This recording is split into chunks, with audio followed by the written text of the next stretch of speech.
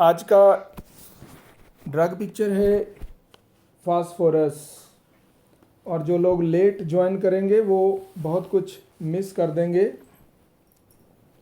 सबसे पहले फास्फोरस की एक छोटी सी इंट्रोडक्शन आपको दूंगा कि फास्फोरस क्या है, इसकी क्या हिस्ट्री है, ताकि आगे जब हम इसको समझने का प्रयास करेंगे तो उसके साथ कोरिलेशन बन जाएगा। आई होप कि सभी को मेरी आवाज़ बहुत क्लियरली सुनाई पड़ रही होगी। फास्फोरस को जब भी हम कोई भी ड्रग पिक्चर हम पढ़ते हैं तो याद रखिए बोगर सिनॉप्टिक की को कभी नहीं छोड़ना चाहिए, क्योंकि बोगर ने जो ड्रग पिक्चर लिखी है वो एक छोटी सी पार्ट में पूरी की पूरी उसको एडजस्ट किया है।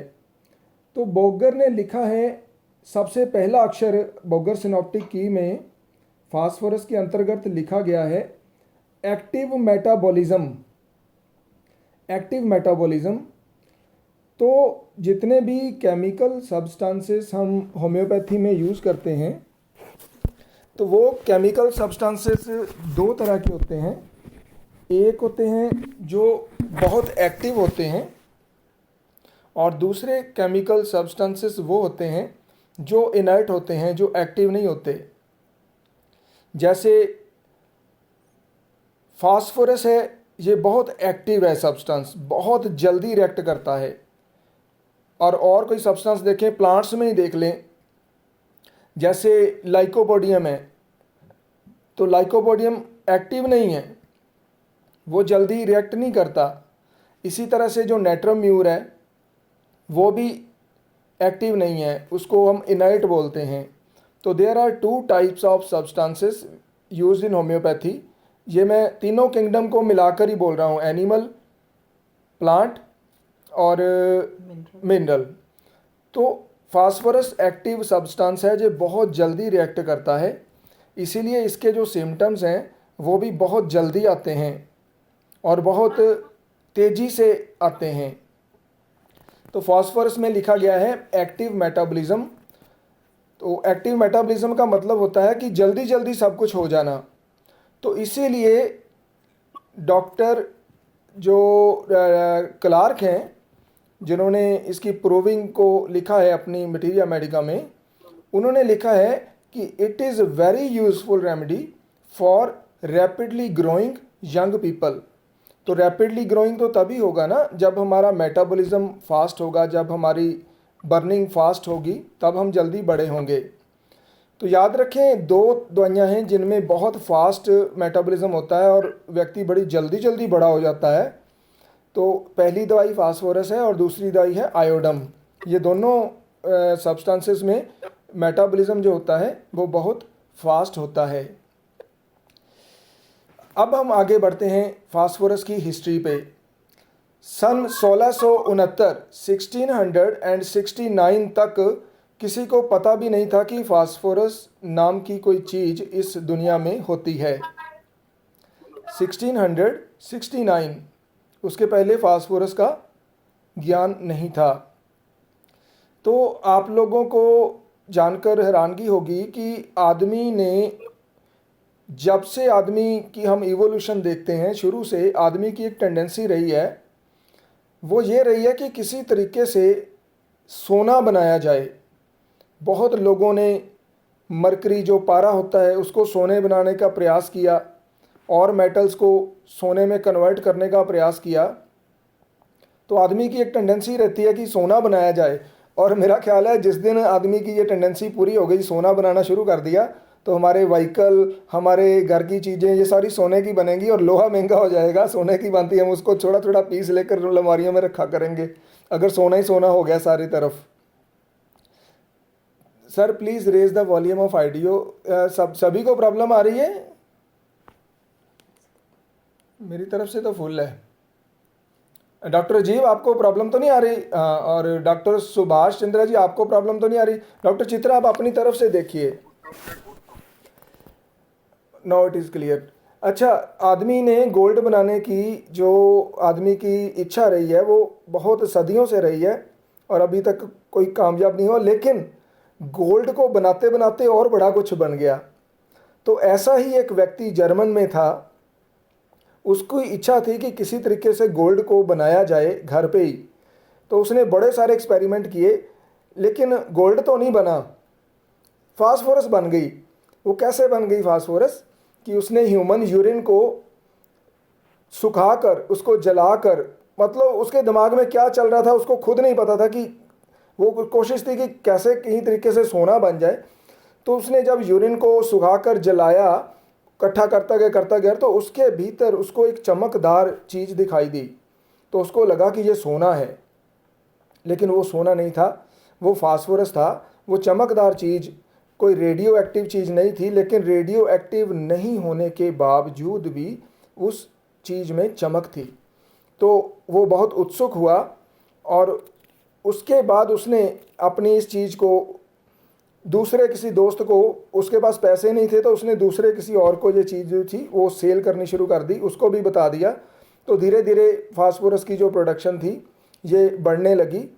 तो ये पीरियोडिक टेबल में ये 13वां एलिमेंट हमारे पीरियोडिक टेबल में फास्फोरस, उसकी प्लेसमेंट वहाँ पे आके हुई।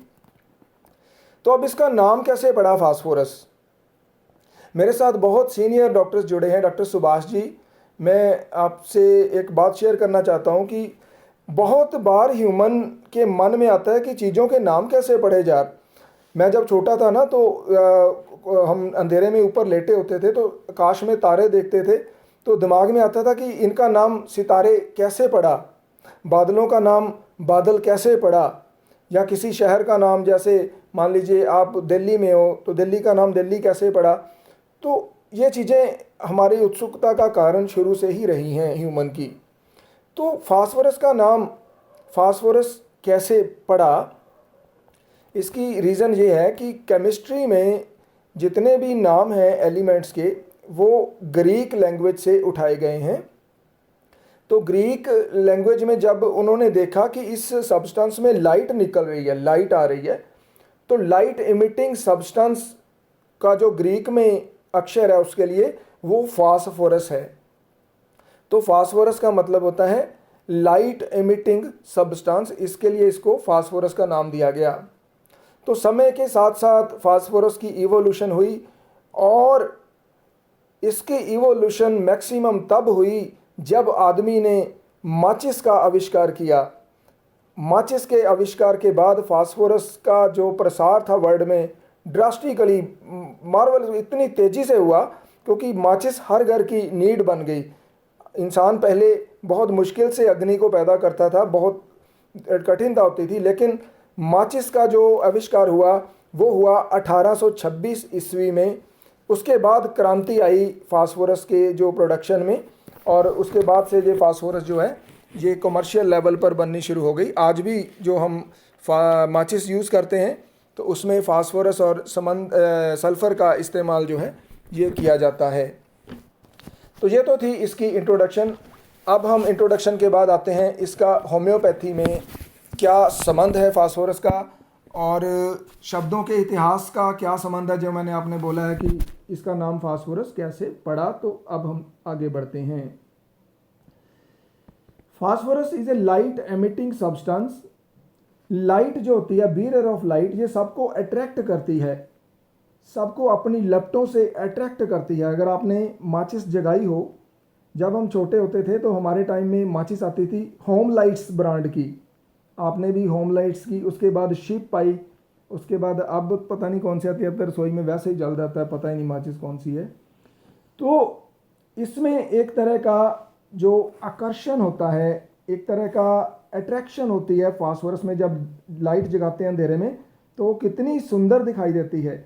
आप लोगों को जब दिवाली होती है तो दिवाली में जब दिए जगाते हैं तो वो कितने अट्रैक्टिव लगते हैं, लाइट से, अग्नि से जलते हुए दिए।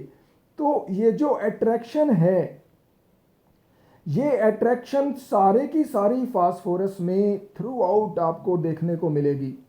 सारी फास्फोरस आगे हम पढ़ेंगे।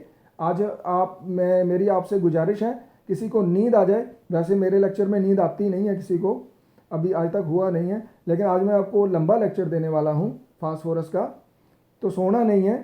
सारी जो फास्फोरस है ये आकर्षण से भरी परी है। फास्फोरस का जो कॉन्स्टिट्यूशन है वो इतना ज़्यादा आकर्षण वाला होता है कि अगर कोई साधारण व्यक्ति किसी भी कॉन्स्टिट्यूशन का हो, डॉक्टर सुभाष जी हो, राजीव जी हो, अनमोल हो, या जो भी आज हमारे साथ डॉक्टर जुड़े हैं, एनी कॉन्स्टिट्यूशन, आप अगर नेट्रम म्यूर हैं, आप अगर लाइको हैं, आप फास्फोरस के प्रभाव में आकर एक बार जरूर उसकी तरफ आकर्षित होंगे। फास्फोरस की आंखें ऐसी आंखें होती हैं कि अगर आप उसके आई टू आई कांटेक्ट में आ जाते हो तो आप उसको बात करने का प्रयास करते हो, उसके साथ बैठने का प्रयास करते हो, किसी ना किसी बहाने आप उससे मिलने का प्रयास करते हो, इतनी अट्रैक्शन होती है आंखों में। तो मैंने सुना है पूना में आश्रम है ओशो कम्यून इंटरनेशनल, तो वहाँ आचार्य रजनीश जब रहते थे तो उनके बारे में बोला जाता है कि उनकी आंखों में एक ऐसी कशिश थी, ऐसी आकर्षण थी कि जो भी उनसे एक बार मिल लेता था या उनसे आंखों में कांटेक्ट हो जाता था तो वो उनसे प्रभावित हुए के बिना नहीं रह सकता था। मतलब आंखों में ही इतनी ज़्यादा अट्रैक्शन थी। तो ये आंखों में अट्रैक्शन, चेहरे में अट्रैक्शन, ये सारी की सारी फास्फोरस में आपको देखने को मिलेगी। तो चेहरे में एक तरह का जादू होगा उसके।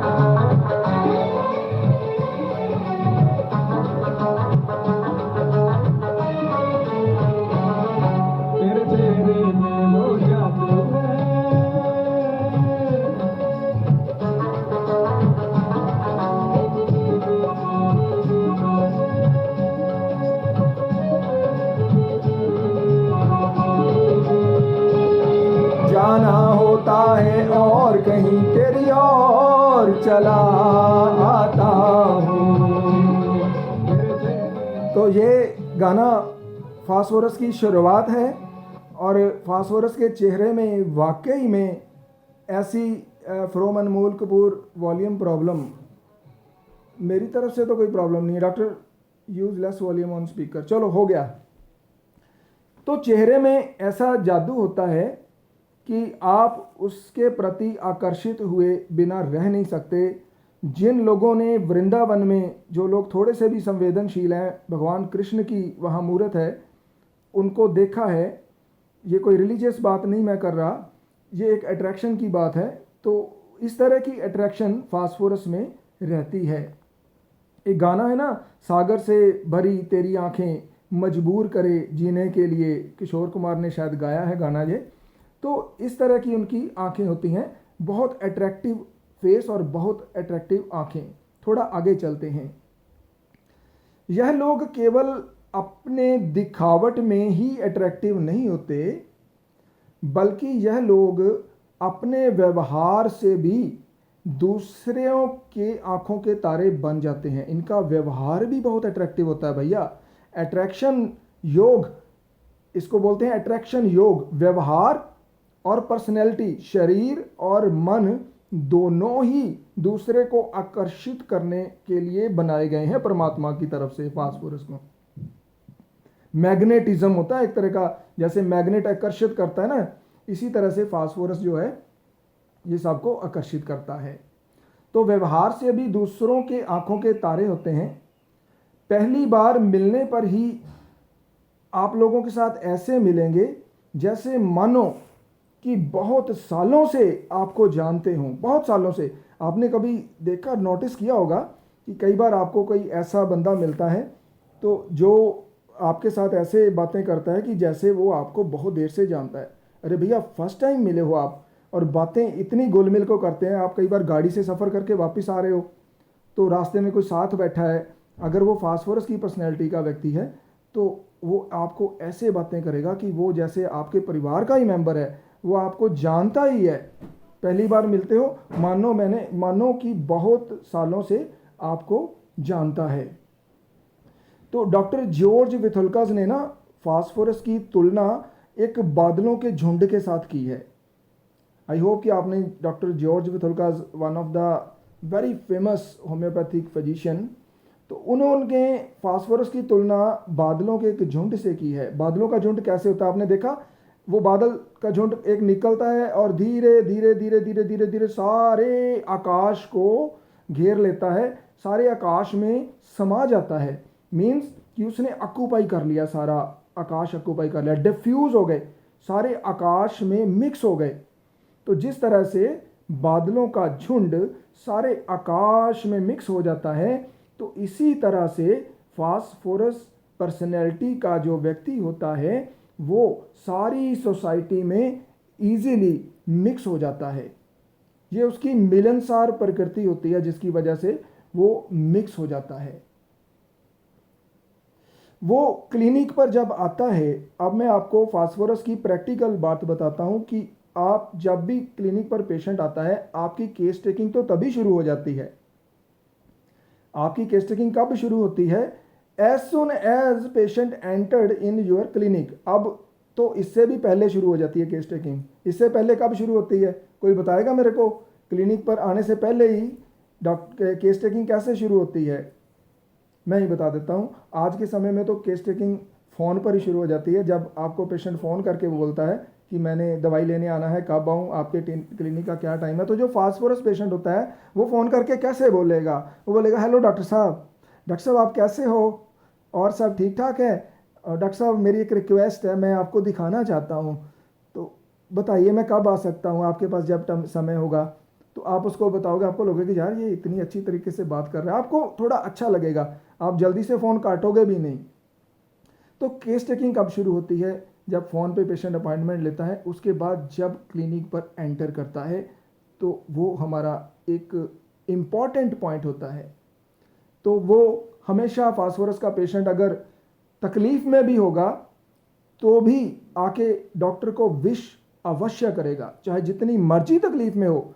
मैंने देखा कई पेशेंट जब तकलीफ़ में होते हैं वो हाय हाय करके आते हैं, डॉक्टर साहब हाय, डॉक्टर साहब गए, कोई कुछ कीजिए। लेकिन फास्फोरस ऐसा कभी नहीं करेगा। वो आके हमेशा आपको विश करेगा, अगर वो बच्चा है तो पाँव भी छुएगा, और अगर वो बड़ा है तो आशीर्वाद के तौर पर भी आपको कुछ करेगा कि, लेकिन वो रिगार्ड देगा डॉक्टर को, और बड़ी प्रसन्नचित्त मुद्रा में खुशी खुशी आपके सामने क्लिनिक पर प्रवेश करेगा, चाहे वो कितनी ही तकलीफ में हो।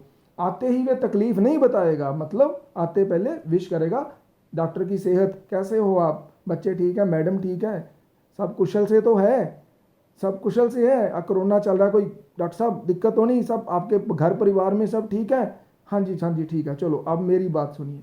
तब उसके आगे वो अपनी तकलीफ बताएगा। और फॉलो अप में भी फास्फोरस जो है वो आपको अपने लक्षण दिखाएगा कि मैं फास्फोरस हूँ। अगर आप मिस कर गए फर्स्ट टाइम फास्फोरस को, तो फॉलो अप एक ऐसी चीज़ है जिसमें मैंने बहुत बार देखा है कि मैंने पेशेंट को दवाई गलत दी होती है, तो फॉलो अप में मेरे को जजमेंट हो जाती है कि दवाई गलत थी, अब इसको चेंज करना पड़ेगा। तो फॉलो अप में मैं आपको बताता हूँ कि हम कैसे करते हैं और कौन सी दवाई का पेशेंट कैसे फॉलो अप देता है। जब भी मटीरिया मेडिका पढ़ना है, अकेली फास्फोरस नहीं पढ़नी, अकेली एकोनाइट नहीं पढ़नी, अकेली लाइको नहीं पढ़नी, हमेशा कंपैरेटिव स्टडी करनी है, तभी आपके मन में चीज़ें फिक्स होती जाएंगी। हमेशा कंपैरेटिव मटीरिया मेडिका पढ़ना है। तो फास्फोरस फॉलो अप में अगर आपकी दवाई गलत है, उसे आराम नहीं आया, तो वो क्या बोलेगा? डॉक्टर साहब कंप्लेंट नहीं करेगा वो, आपने दवाई बहुत अच्छी दी थी, डॉक्टर साहब बहुत अच्छी दवाई दी थी, पर थोड़ी और बढ़िया दवाई दीजिए, मेरे को अभी वैसा ही कष्ट हो रहा है, आपने तो बहुत अच्छी तरीके से सोच समझ के दवाई दी थी डॉक्टर साहब, बहुत बढ़िया दवाई थी, लेकिन डॉक्टर साहब फ़र्क नहीं है, थोड़ा देखिए। तो ये फास्फोरस का वर्शन है। आपको भी लगेगा यार कि यस मेरे को फ़र्क नहीं, इसको फ़र्क नहीं है, तो कुछ देखना पड़ेगा। लेकिन मैं अब आपको दूसरी दवाइयाँ बताता हूँ। सबसे इंपॉर्टेंट दवाई है काली कार्ब। काली कार्ब के पेशेंट को हम लोग जब दवाई देते हैं, हिस्ट्री लेते हैं, उसके घुटने में दर्द है, उसके सिर में दर्द है, सर्वाइकल भी है, कमर भी दर्द करती है, कमजोरी भी है, सो मैनी सिम्टम्स पेशेंट आके बताता है, तो हमने उसको दे दी काली कार्ब। अब काली कार्ब आपके पास फॉलोअप के लिए आया, तो आप पूछोगे कैसे हो, तो पहले तो वैसे ही काली कार्ब जो होता है थोड़ा सा सड़ा होता है, उसका चेहरा ही है जो वो देखने में लगता है कि यार मायूस है, तो वो कहेगा डॉक्टर साहब कोई ख़ास फ़र्क नहीं है मेरे को। अच्छा फ़र्क नहीं है, तो आप अपना केस देखोगे, यार दवाई तो काली कार्ब है, तो आपका सिर दर्द कैसा है? सिर दर्द ठीक है। नेक की पेन कैसे है? थोड़ा सा आगे से कम है, नींद कैसे आ रही है? डॉक्टर साहब नींद तो ठीक है, और कमर दर्द? हाँ, अब मेरे को पेन किलर नहीं लेना पड़ता। अरे आप अकेले अकेले सिम्टम पूछोगे तो वो सारे को फ़र्क बताएगा काली कार्ब। ध्यान से सुनिए, क्योंकि फॉलोअप में दवाई चेंज करना एक इम्पॉर्टेंट थिंग होती है। अगर आपकी दवाई सही है तो आप केस दवाई चेंज कर दोगे पेशेंट के बोलने पर, तो ये आपकी मिस्टेक है, ये पेशेंट की मिस्टेक नहीं है। हम लोग ये चीज़ें कर चुके हैं, इसलिए आपको बताते हैं कि हाँ, आपने ऐसा नहीं करना। अगर किसी को आपने काली कार्ब दी है और अगली बार आके उसने बोला है कि फ़र्क नहीं है, तो ध्यान से देखिए, उसके एक एक सिम्टम को पूछिए, एक एक सिम्टम को वो बताता जाएगा यस यस यस, और फिर आपको पता लगेगा कि ये काली कार्ब है, अभी इसको और काली कार्ब की ज़रूरत है। ओके, पर उसका जो मायूस चेहरा है वो आप नहीं बदल सकते, वो बेसिक कॉन्स्टिट्यूशन है, वो वैसा ही रहेगा। Got it? और आगे मान लीजिए आपके पास आता है हायोसाइमस, फॉलोअप के लिए आता है हायोसाइमस का पेशेंट। वो आके आपको पता क्या बोलेगा? डॉक्टर साहब फ़र्क है, दवाई मत बदल देना, डॉक्टर साहब वही दवाई देना आप। और कहीं भूल से अगर आपने उसको पहली बार दवाई गोलियों में दी है और अगली बार आपने मिल्क शुगर में पुड़ियाँ बना के दे दी, तो अगली बार समझ लीजिए कि वो आपके साथ बहुत झगड़ा करेगा। डॉक्टर साहब आपने मेरी दवाई बदल दी। आप लाख समझा लो उसको कि दवाई नहीं बदली, उसको हमेशा यही रहता है कि कहीं मेरी दवाई डॉक्टर बदलना है। डॉक्टर साहब बड़ी मुश्किल तो फ़र्क पड़ा है, दवाई मत बदल देना। और कहीं हायोसाइमस का पेशेंट आपके पास महीना 2 महीना टिक गया ना, उसके बाद उसको फ़र्क नहीं पड़ा फिर भी, तो आप उससे बोलो कि यार तू किसी और डॉक्टर को दिखा ले, अब तेरे को फ़र्क तो पड़ नहीं रहा। वो कभी नहीं जाएगा, कभी नहीं जाएगा। हायोसाइमस के पेशेंट तो हर डॉक्टर के पास आने चाहिए, क्योंकि ये पक्के पेशेंट होते हैं, जाते नहीं हैं। वो बोलेगा डॉक्टर साहब मैं नहीं जाऊँगा, आपको तो मेरा पता है, आपको तो सारा पता है। अब दूसरा डॉक्टर नए सिरे से देखेगा तो मैं नहीं चाहता, आप और दवाई देखिए, कोई बात नहीं मैं दवाई खा लूँगा। तो डॉक्टर साहब बस मुझे ठीक कर दीजिए, मैं ठीक होकर चला जाऊँगा। और ये ऐसा मत सोचिए कि मैं आपको मिलने नहीं आऊँगा, मैं मिलने आऊँगा और मैं सारे पेशेंट्स को आपके तरफ भेजूँगा, मैं लाइन लगा दूँगा। तो ये हायोसाइमस की जो फॉलोअप है उस तरह की फॉलोअप होती है, काली कार्ब की फॉलोअप इस तरह की फॉलोअप होती है। प्लेटिना की फॉलोअप, प्लेटिना आपके पास दवाई लेने आएगी, डॉक्टर साहब मैं आने से पहले ना आपको फ़ोन किया करूँगी, डॉक्टर साहब टाइम बहुत लग जाता है आपके पास, आप ना मेरे को अपॉइंटमेंट दीजिए करिए, मेरे को पहले बुला लीजिए, मेरे पास ना इतना टाइम नहीं होता। तो उसकी जो डॉक्टर के ऊपर ईगो है, उसको उसके हिसाब से डॉक्टर छोटा है, उसको सारी चीज़ें छोटी दिखाई पड़ती हैं ना प्लेटिना को, तो उसको फिजिशियन भी छोटा दिखाई पड़ता है। चाहे मेरे जैसा 6 फुट का बंदा सामने बैठा हो और 4 फुट की प्लेटिना मेरे सामने आ जाए, तो भैया मैं हाथ ही जोड़ देता हूँ, तू बड़ी है मेरे से, मैं छोटा हूँ। तो उसको सारे छोटे ही नज़र आते हैं। तो वो आके ऐसी बात करेगी कि डॉक्टर साहब क्या है, डॉक्टर साहब आपके पास जो बाहर मरीज बैठे हैं ये किसी ने मास्क ही नहीं लगाया हुआ, किसी को, लोगों को अकल ही नहीं है, हैं कैसे करते हैं। तो दूसरों की कंप्लेंट, दूसरों को नीचा दिखाना, तो इस तरह की फॉलोअप प्लेटिना में रहती है। तो फॉलोअप में भी हमें बहुत कुछ सीखने को मिलता है, ये पॉइंट नोट कीजिए। केस टेकिंग तो है ही, फर्स्ट इंस्टेंस में दवाई देने के बाद जब पेशेंट वापस आता है तो उसका रिएक्शन क्या होता है, इट इज़ वेरी इंपॉर्टेंट। तो फास्फोरस पे दोबारा से वापस आते हैं कि फास्फोरस का रिएक्शन हमेशा आदरणीय होता है। वो कभी भी डॉक्टर को ये नहीं बोलता कि आपने जो है मेरे को दवाई गलत दे दी है या मेरे को आराम नहीं है। तो वो उसका जो तरीका है वो बहुत प्यार वाला होता है, वो कभी भी आपको कंप्लेंट नहीं करता। अब बात करते हैं डॉक्टर विथोल्कास की दोबारा से, जिन्होंने फास्फोरस को डिफ्यूज क्लाउड्स, एक बादलों की तरह उन्होंने हमें बताया था। जब मैंने फर्स्ट टाइम फास्फोरस को समझा था, उनसे ही समझा था। डिफ्यूज़ होता है किसी के साथ मिल जाना, दो चीज़ों का जब डिफ्यूज़न होता है तो एक बन जाती, मिल जाते हैं, एक दूसरे से मिल जाते हैं। तो मैं इसको एग्जाम्पल से आपको समझाने का प्रयास करता हूँ। मेरे सामने जो पिक्चर में आ रहे हैं वो राजीव शर्मा जी आ रहे हैं, डॉक्टर सुभाष चंद्रा जी भी आ रहे हैं, कोई लेडी नहीं आ रही यार, एक मिनट, विभा कुमारी आ रही है, सुखविंदर कौर जी, सुनीता, विभा हाय बोला, विभा चलो, विभा कहती है कि मेरी तरफ अटेंशन दो, हाय बोला है। तो सपोज कीजिए विभा जी आप अपने परिवार के साथ किसी होटल पे घूमने गए कहीं बाहर, तो आपने होटल में कमरा लेना है। तो जब फास्फोरस का वहाँ मैनेजर होगा तो मैं आपको सिर्फ पर्सनैलिटी समझाने के लिए ये सारी बातें बता रहा हूँ। तो आपको पूछेगा कि बहन जी आप कहाँ से आए हो, तो आप बोलोगे कि मैं पूर्णिया ही है ना आपका शहर, Vibha are you with me, Purnia. तो मैं पूर्णिया से आए, ओके ओके, पूर्णिया से आई हूँ। तो वो आपको बोलेगा बहन जी पूर्णिया से, ओहो ये हमारा भी शहर रहा है, मेरे भी जो पेरेंट्स थे ना वो बाहर रहते थे किसी टाइम पे। अरे अरे सर मैडम आप तो हमारे शहर के निकले, मैडम बैठिए आप हमारे शहर के निकले। तो आपके हस्बैंड ने सामान पकड़ा होगा, तो वो बोलेगा अरे सर को सामान पकड़ाया हुआ आपने, तो नौकर को आवाज मारेगा अरे सर का सामान पकड़ो भैया, नीचे रखो, इतनी दूर से आए हैं, पानी वानी पिलाओ इनको, बैठिए मैडम बैठिए, आपको पानी पिलाते हैं, बताइए कैसा कमरा चाहिए। वैसे मेरी मानिए ना तो मैं आपको एक कमरा बताता हूँ और आपको पूरी सुविधा भी मिलेगी और रेट भी बहुत अच्छा रहेगा, और कोई प्रॉब्लम आए तो आप मेरे को फ़ोन कर लीजिएगा काउंटर पर। तो वो आपको कमरे की इतनी तारीफ़ करेगा और आपको इतनी अच्छी तरह से डील करेगा।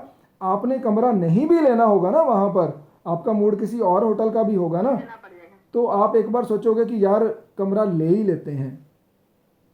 तो वो आपके बेटे को जो साथ, उसका नाम भूल गया, हमारे घर भी आया था, बेटे का क्या नाम था आपके बेटे का?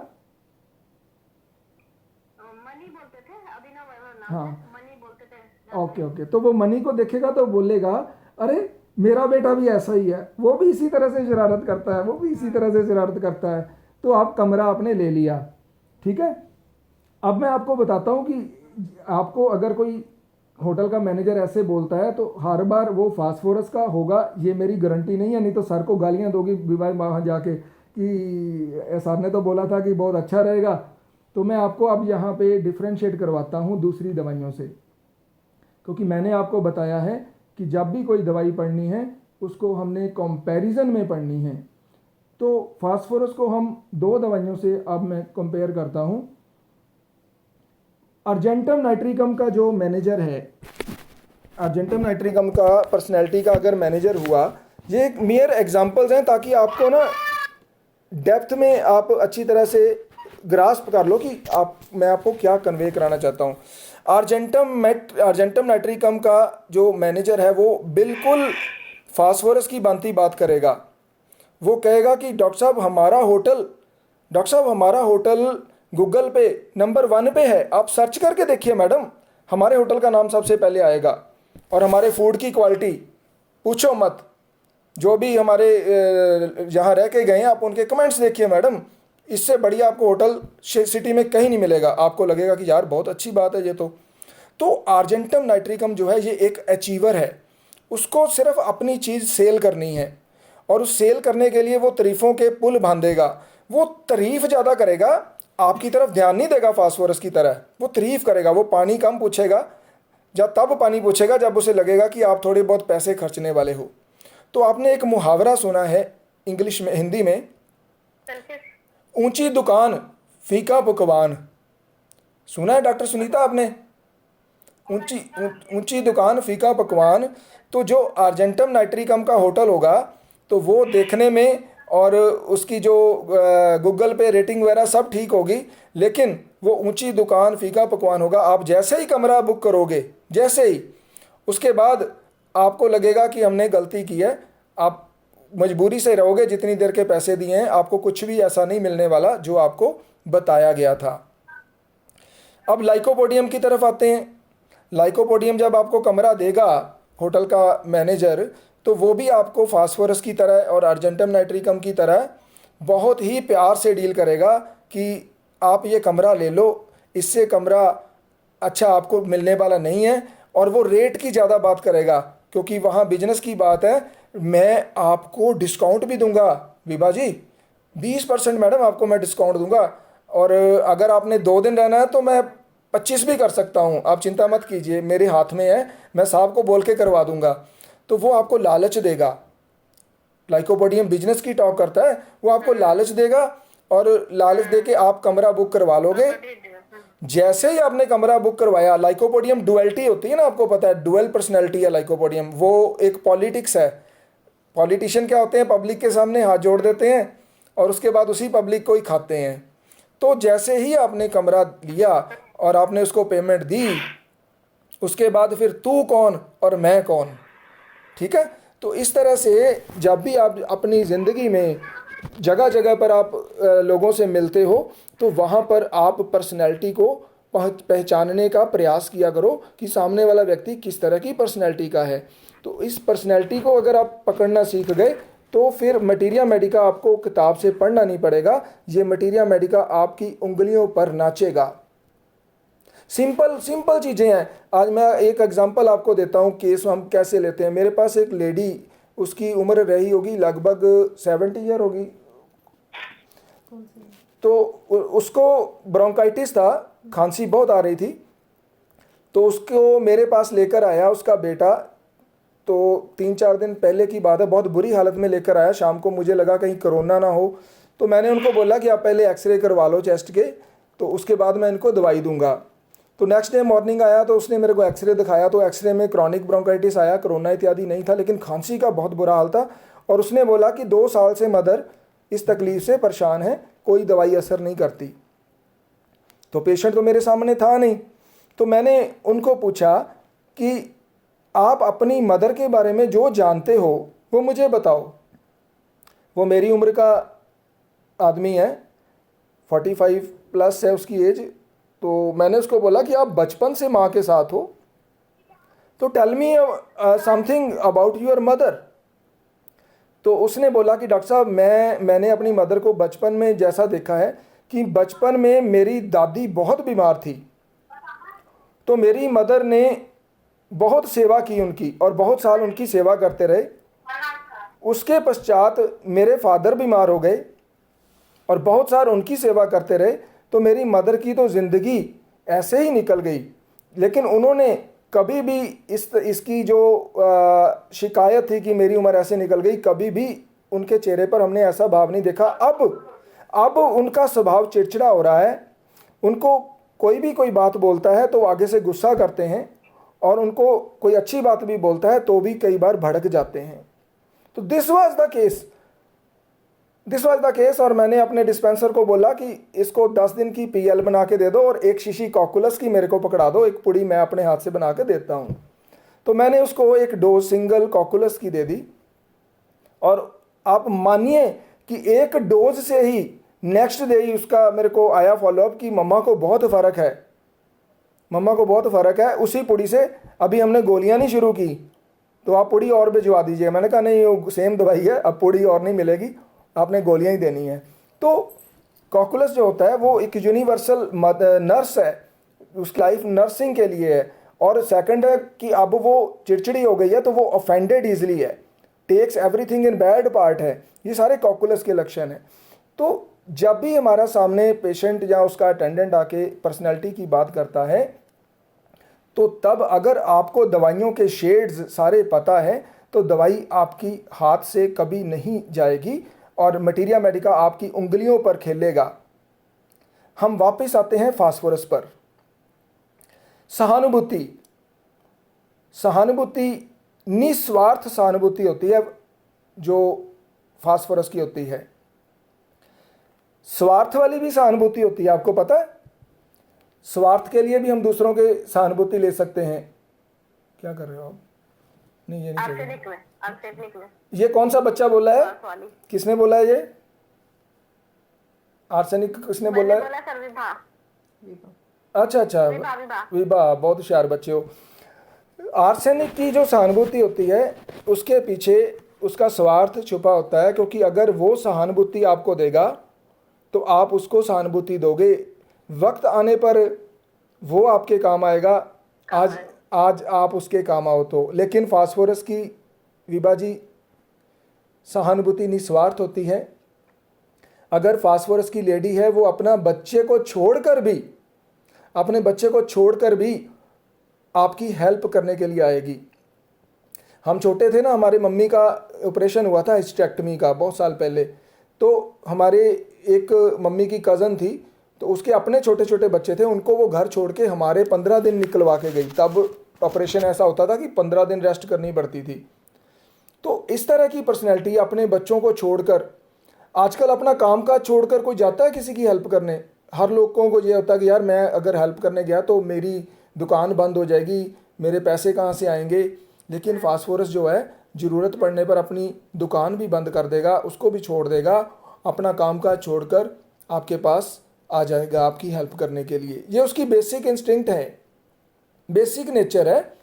और आपकी हेल्प करके जाएगा तो जाते वक्त बोलेगा कि अगर डॉक्टर सुनीता आपको मेरी दोबारा से ज़रूरत पड़े तो आप मुझे फ़ोन कर लीजिएगा।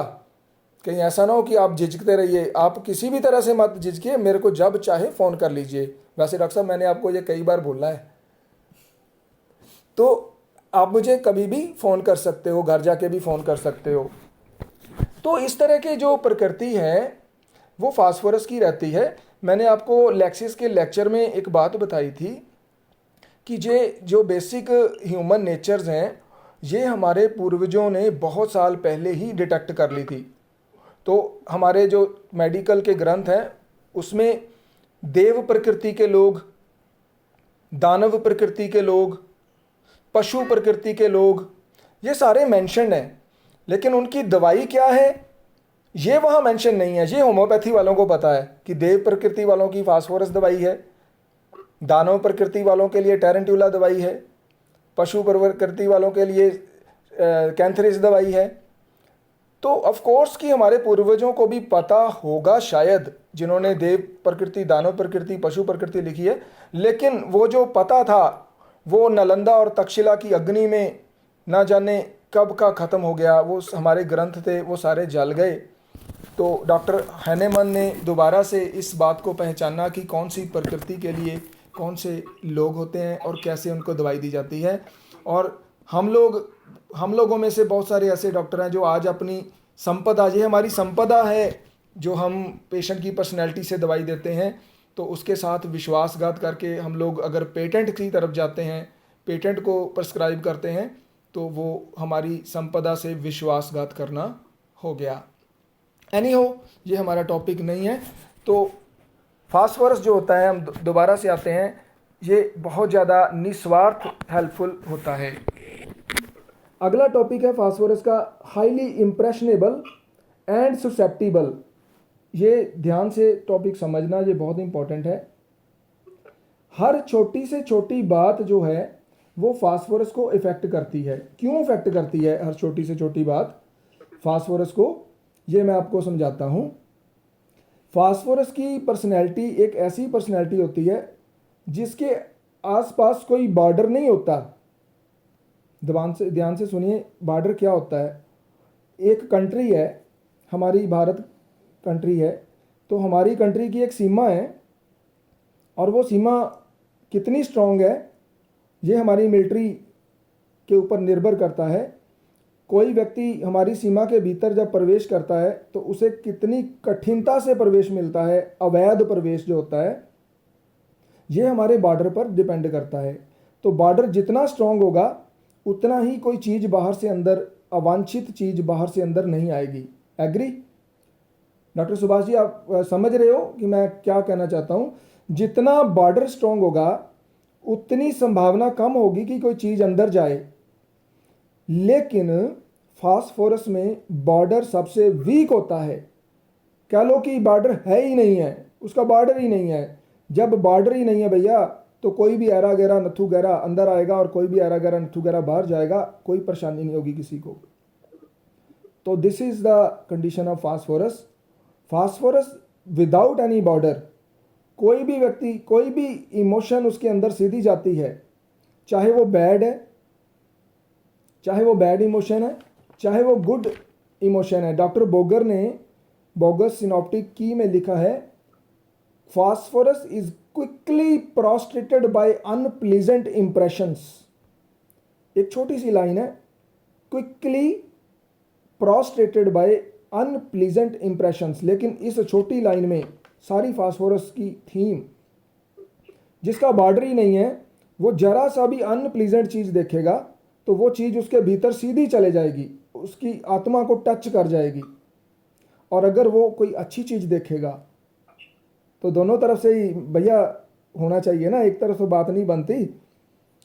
तो अच्छी चीज़ भी सीधी अंदर जाती है और जो बैड थिंग है वो भी सीधी अंदर जाती है।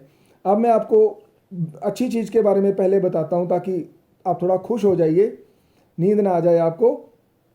वो कोई नावल पढ़ता है, कोई किताब पढ़ता है जिसमें बहुत एक्साइटमेंट है, तो वो पढ़ते पढ़ते उसके रोंगटे खड़े हो जाते हैं। उसको लगता है कि I am the part of this novel, I am the part of this book. अपने को वो मिक्स कर लेता है।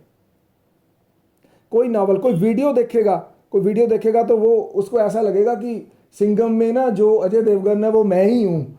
तो वहाँ सिंघम लगी हुई है, इधर उसके अजय देवगन तो गोली बाद में चलाएगा, तो फास्फोरस जो है वो अपने मन ही मन में पहले ही गोली चला देगा उसको मारने के लिए, विलन को। वो इतना ज़्यादा उसके साथ मिक्सअप हो जाएगा सीन में, डिफ्यूज़ हो जाता है, डिफ्यूज़। तो वो पहले ही सब कुछ कर लेता है। आगे मैं जाता हूँ, वो हीरोइन के साथ भी सब कुछ पहले ही कर लेता है, वो आगे बताता हूँ। अकेला दुश्मन को मारता ही नहीं है, हीरोइन के साथ भी ये सब ऐसा ही आगे आगे जाके वो भी बताता हूँ आपको। लास्ट में बताऊँगा ताकि नींद ना आ जाए आपको, तब तक नींद आ जाती है ना, तो लास्ट में बताता हूँ। तो बच्चा अगर फास्फोरस का है, एक ना बच्चे को पूछा मैंने, तुमने बड़े हो के क्या बनना है? तो कहता मैंने गोविंदा बनना है। उसने 2-3 दिन पहले कोई गोविंदा की फिल्म देखी, तो मैंने गोविंदा बनना है। तो वो बच्चा इतना ज़्यादा इम्प्रेशनेबल है, इतना ज़्यादा वो सेंसिटिव है उसकी चीज़ के प्रति कि जो चीज़ देखता है वैसे ही व्यवहार करने लगता है, वैसे ही घर वालों के साथ बात करेगा, वैसे ही चलेगा, वैसे ही खाएगा, वैसे ही पिएगा, और बिल्कुल उस किरदार के साथ वो है मिल जाएगा, डिफ्यूज हो जाएगा। इतना इम्प्रेशनेबल होता है फास्फोरस का बच्चा। अगर फास्फोरस का अडल्ट किसी को सक्सेसफुल जॉब करते देख लेगा, उसको लगेगा यार इसमें तो पैसा ही बड़ा है, यार इसमें तो बहुत पैसा है, मैं तो ऐसे ही लगा रहा, मैंने तो की नहीं ये चीज़। तो वो क्या करेगा, उस जॉब को करने का प्रयास करेगा। थोड़े दिन बाद उसे लगेगा कि यार ये जो थर्ड आदमी है, यार इसने तो शेयर मार्केट में पैसे बड़े लगाए और इतना इसने कुछ ले लिया, यार मैंने तो कभी लगाए नहीं, तो वो भी शेयर मार्केट में लगाएगा। वो इस मेरे कहने का मतलब कि वो इतना ज़्यादा दूसरे को देखकर इतना ज़्यादा इम्प्रेशन उसको आ जाता है, तो वो उसी तरह के करने लगता है। लेकिन फास्फोरस का सेकंड कैरेक्टर इसके साथ एक ऐड कर दीजिए, वो है इनकॉन्स्टेंसी। कोई भी काम करेगा लंबे समय तक नहीं कर पाएगा वो फास्फोरस, कॉन्स्टेंटली काम नहीं करता, क्योंकि उसके बॉर्डर्स नहीं है, उसके अंदर कोई चीज़ रहती ही नहीं है। अगर भारत का बॉर्डर है स्ट्रॉन्ग, बाई चांस कोई चीज़ अंदर आ ही गई, अगर कोई कंट्री को क्रॉस करके आ ही गया, तो अब उसके लिए दोबारा बाहर जाना बड़ा मुश्किल हो जाएगा भैया, क्योंकि एक बार तो हो गया। तो फास्फोरस में तो बॉर्डर ही नहीं है, अगर कोई चीज़ अंदर आ ही गई है तो वो बाहर भी वैसे ही जाती है, अंदर बाहर फ्री है, हम फ्री हैं भैया, जैसे मर्जी आओ जैसे मर्जी जाओ। तो इसीलिए वो कॉन्स्टेंसी उसमें नहीं होती, उसमें एकाग्रता नहीं होती कि एक काम को लंबे समय तक करता रहे। तो इसीलिए जो होम्योपैथिक डॉक्टर होते हैं, जो मेरे जैसे डॉक्टर हैं, कभी किसी थ्योरी पर काम कर रहे हैं, कभी मैं आपको फास्फोरस पढ़ा रहा हूँ, कभी मैंने लैक्सिस पढ़ाई है और कभी पाठक की रिपर्टरी पढ़ा रहा हूँ, और जो मेरे स्टूडेंट्स हैं कभी मैंने उनको ड्रग्स ऑफ द हिंदुस्तान वो टॉपिक पढ़ाया था। तो कॉन्स्टेंसी नहीं होती, उनको लगता है कि ये चीज़ जो नई चीज़ है वही बढ़िया है। तो इसलिए फास्फोरस के लोग ना दूसरों के झांसे में बहुत आ जाते हैं, ख़ास तौर पर जो एजेंट होते हैं ना, जो कहते हैं कि यहाँ पर पैसा इन्वेस्ट करो, आके बोलेंगे डॉक्टर साहब आप ना पैसा इन्वेस्ट करो, बैंक में क्या रखा है मैं आपको बताता हूँ, म्यूचुअल फंड में लगाओ, मैं इस फंड में लगाओ। तो उनको जो आर्जेंटम नाइट्रिकम वाले लोग होते हैं उनको अपना शिकार बना लेते हैं फास्फोरस को। बड़े लोग फास्फोरस वाले अपना पैसा बर्बाद कर देते हैं, दूसरों के पीछे लग जाते हैं, उनको लगता है कि शायद बहुत फ़ायदा होगा, और जब वो पैसा लगाते हैं बाद में पूछते हैं अरे भैया पैसा, तो फिर पैसा पता ही नहीं होता कहाँ गया। जो आते हैं ना कि पैसा आपका दुगना कर देंगे, डॉक्टर सुनीता आपके जहाँ भी आते हैं लेडीज़ के गली में, सोना दो साफ़ करके हम आपको डबल कर देंगे, है ना। तो वो जो लेडीज़ करवा लेती हैं ना, आपने तो नहीं कभी किया ऐसे, नहीं किया ना, करना भी नहीं। तो वो सारी फास्फोरस की पर्सनैलिटी होती है। फास्फोरस को बातों में बहलाकर लोग अपना फ़ायदा, नाजायज़ फ़ायदा उठा लेते हैं, उसे धोखा भी दे देते हैं फास्फोरस को। तो वो उसकी इनकॉन्स्टेंसी के कारण होता है।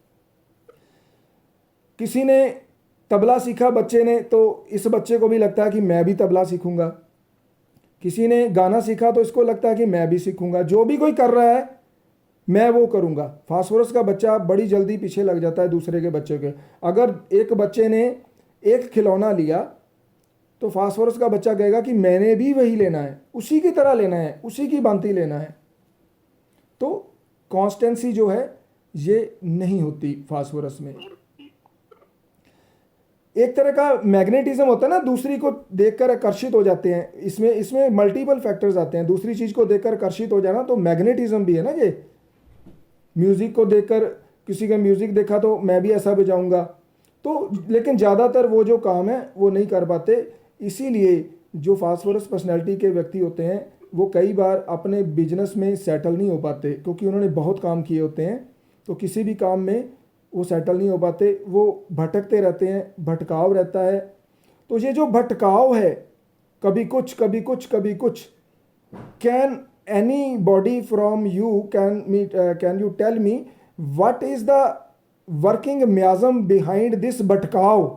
इनकॉन्स्टेंसी के पीछे कौन सा म्याज्म काम करता है? एनीबॉडी? विभा अब तो बता दो। यस, तो ट्यूबरकुलर म्याज्म इसके पीछे काम करता है, भटकाव के पीछे। ये मैंने जो भी आपके सवाल पूछा है उसका रीज़न होता है। मैं अगले टॉपिक पे शिफ्ट कर रहा हूँ। ट्यूबरकुलर म्याज्म के जितने भी व्यक्ति होते हैं वो सारे डेलिकेट होते हैं। आपको पता है सबसे ज़्यादा डेलिकेट म्याज्म जो है वो ट्यूबरकुलर ही होता है। तो फास्फोरस, जितनी भी हमारी मटीरिया मेडिका में ड्रग्स हैं, सबसे ज़्यादा डेलिकेट जो है वो फास्फोरस है। आपको पता है what is delicate and what is sensitive? Sensitive और डेलिकेट में क्या फ़र्क है? Doctor Seema Kandoi, are you with me doctor साहब? Sensitive is an emotion. Sensitive is an emotion and delicate is physicality also, no? You can say that is fragile. Doctor साहब, जो sensitive होगा उसके साथ ना एक वर्ड लिखा होगा सेंसिटिव टू। कभी सेंसिटिव अकेला नहीं होता। सेंसिटिव टू मीन्स सेंसिटिव होने के लिए किसी चीज का होना जरूरी है। Sensitive to heat, sensitive to cold, sensitive to reprimands, ठीक है।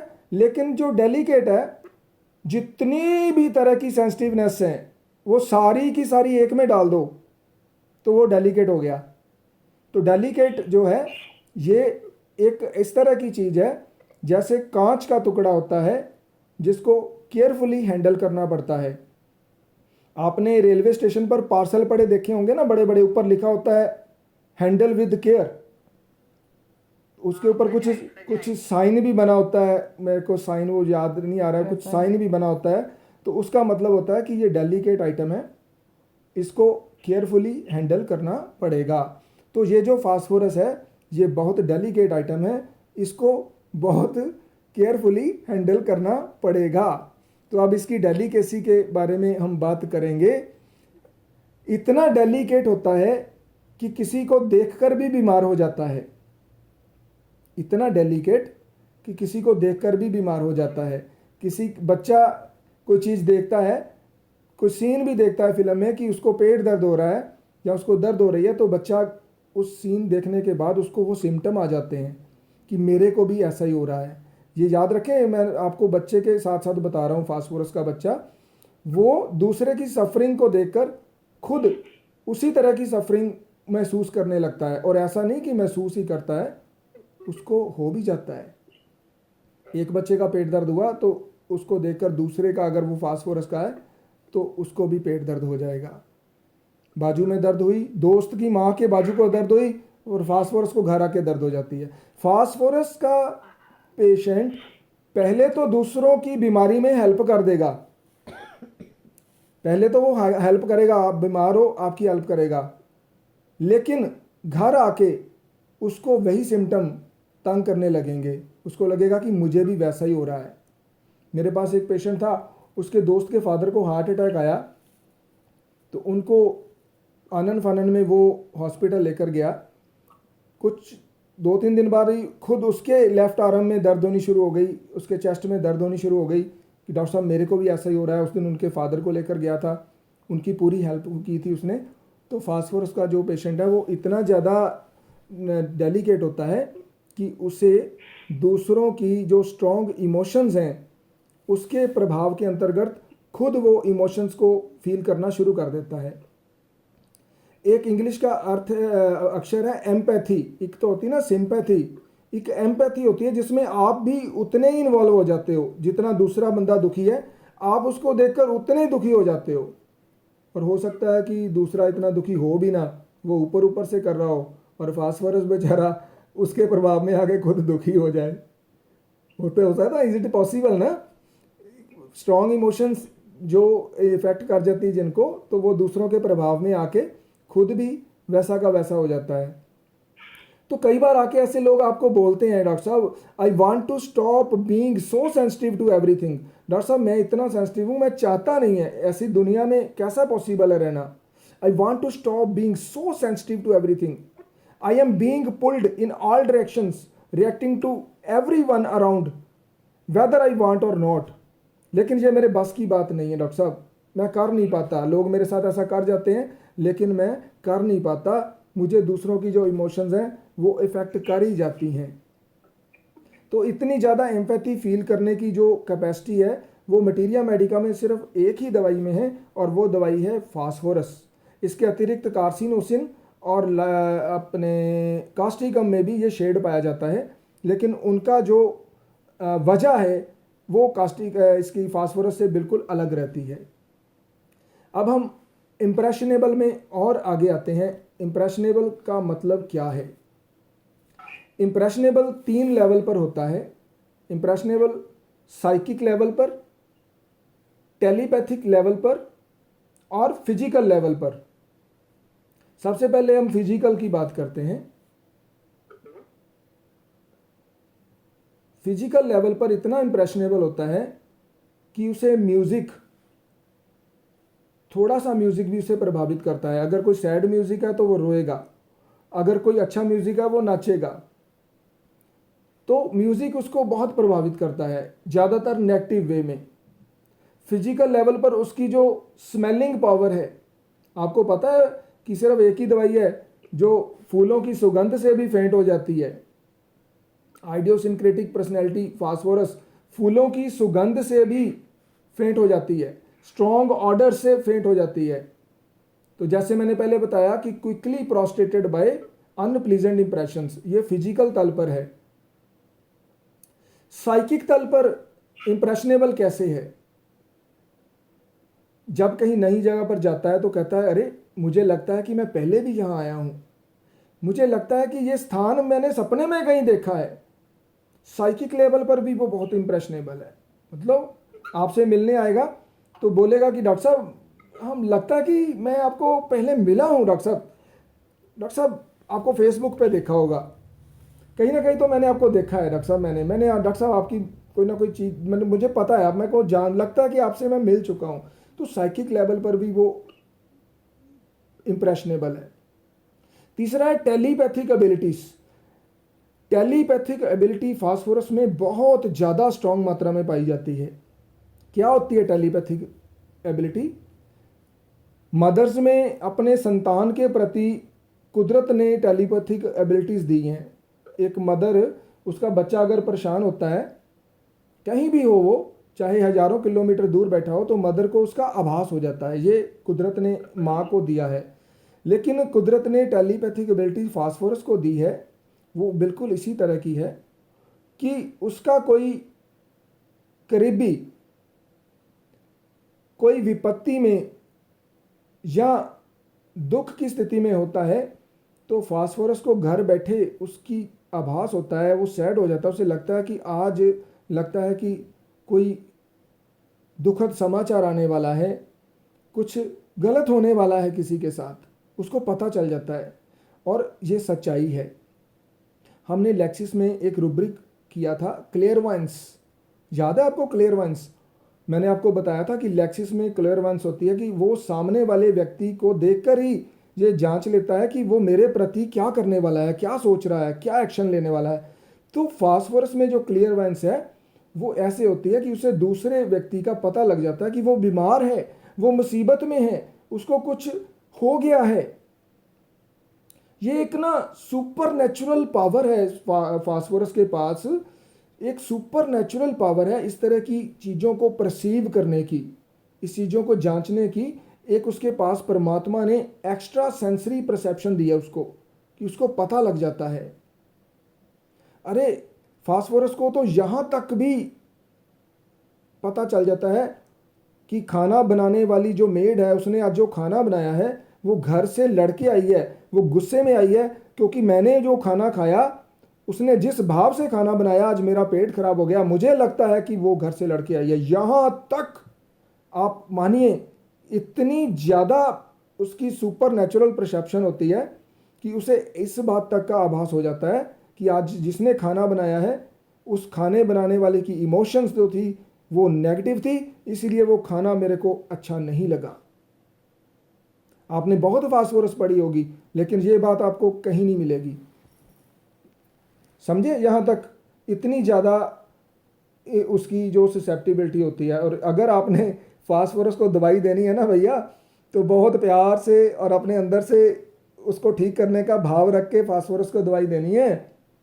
नहीं तो वो, अगर मेरे पास आती है एक फास्फोरस की शंटी, वो आके बोलती है डॉक्टर साहब मैं आपके दवाई से ठीक नहीं होती, जिस दिन आप मेरे को दिल से दवाई देते हो ना, उस दिन मैं ठीक हो जाती हूँ, तो आप मुझे दिल से दवाई दिया करो।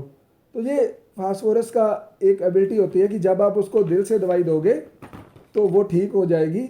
अगर आप उसको दिमाग से दवाई दोगे, ठीक तो वो तब भी हो जाएगी वैसे। चलो आगे फास्फोरस को बढ़ाते हैं। मैंने आपको बोला था कि फास्फोरस बहुत अट्रैक्टिव होता है। आज हम फास्फोरस के एक अट्रैक्शन की और बात करते हैं। आप लोग बोर तो नहीं हो गए?